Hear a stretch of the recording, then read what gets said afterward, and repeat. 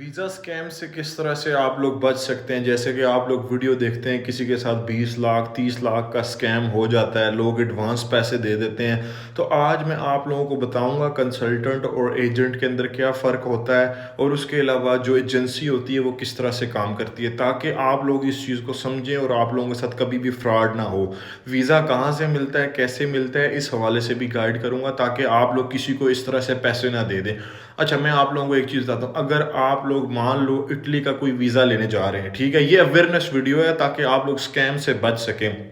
आप किसी भी बंदे के पास जाते हैं, वो आपको कहता है जी मेरे पास इटली का सीज़नल वीज़ा है, इतने लाख का मैं आपको दूंगा, 20 लाख 30 लाख जितने लाख वो आपसे बोलता है।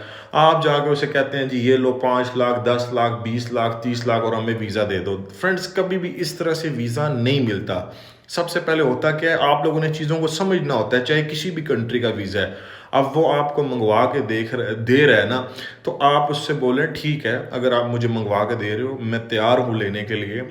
आप मेरे साथ कोई स्टैम्प पेपर या कोई लीगल मुआहदा करें। इन चीज़ों के बावजूद भी फ्रॉड होता है। लेकिन देखें, वहाँ से इटली में से अगर यहाँ वीज़ा आता है तो कोई ज़्यादा खर्चा नहीं आता। 2 3 400 यूरो जो है टोटल खर्चा आता है। पाकिस्तानी लाख 80 90 हज़ार रुपया जो वहाँ की फीसिस होती हैं वो होती हैं।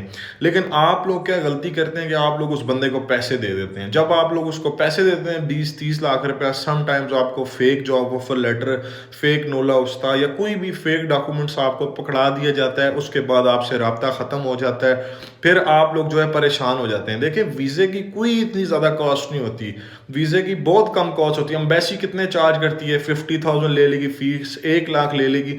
जब तक आप लोग खुद एम्बेसी में ना जाएं, वहाँ पे आपका इंटरव्यू या आप लोग खुद वहाँ मौजूद ना हो, एक दफ़ा चक्कर ना लगाएं, तब तक आप लोग किसी को भी पैसे ना दें। और ये वीज़ा पैसों का नहीं होता। आप लोग कोशिश करें खुद से अपनी किसी दोस्त किसी रिश्तेदार के थ्रू एप्लीकेशन करें, उस तरह से हासिल करें। क्योंकि जब आप लोग ज़्यादा पैसे दे देते हैं फिर आपके साथ जो है इस तरह से स्कैम हो जाता है। मैं किसी को गलत नहीं कह रहा, बड़े अच्छे अच्छे एजेंट हैं, बड़ी अच्छी एजेंसीज भी काम कर रही हैं पाकिस्तान में। मैं किसी को टारगेट नहीं कर रहा, लेकिन कुछ ऐसी वीडियोज़ आती हैं बीइंग अ प्रोफेशनल कंसल्टेंट, जो मेरा काम है आपको गाइड करना। दूसरी चीज़, अब कंसल्टेंट एजेंट और एजेंसी, अब देखें जो एजेंसी होती है वो होती है लाइक जैसे रिक्रूटमेंट एजेंसी है। काफ़ी सारी पाकिस्तान में एजेंसीज होती हैं डिफरेंट नामों से। अब वहाँ से जो आपको वीज़ा मिलता है वो आपको वर्क परमिट दे सकती हैं, ठीक है? लेकिन डिपेंड करता है कि उनके पास अपॉर्चुनिटी आई भी है या नहीं है। एकदम आपने उनको भी पैसे नहीं देने होते।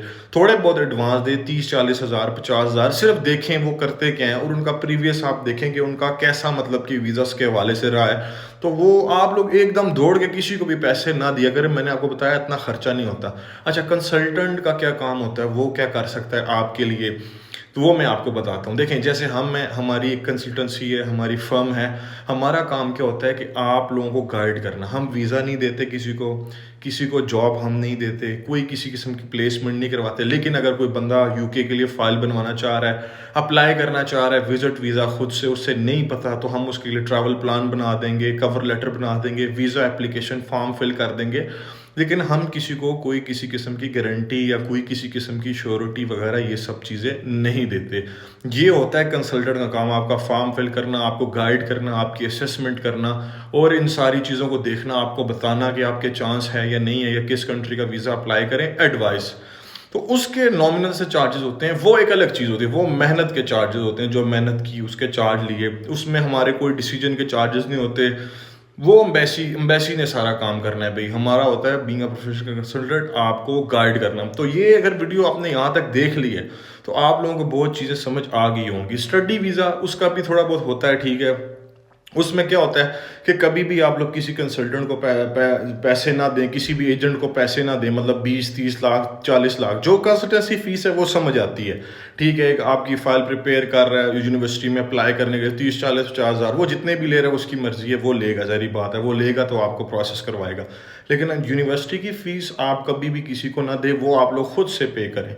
तो अगर आप लोग इन चीज़ों का ख्याल करते हैं तो आप लोगों के साथ फ्रॉड होने के चांस बिल्कुल ना होने के बराबर होंगे। मैं किसी भाई को टारगेट नहीं कर रहा, मैंने कंसल्टेंसी का भी नाम लिया है। सारी चीज़ें आप लोगों को बताइए कि फ़्रॉड किस तरह से आप लोगों ने बचना है। फ़ीस किसी को नहीं देनी, 30-40 लाख रुपया खुद यूनिवर्सिटी के अकाउंट में पे करें, यूनिवर्सिटी से बेशक वेरीफाई करें ईमेल के थ्रू, या जो भी आप लोग कर सकते हैं। तो ये अगर वीडियो आपने देखी तो आपको बहुत ज़्यादा फ़ायदा होगा।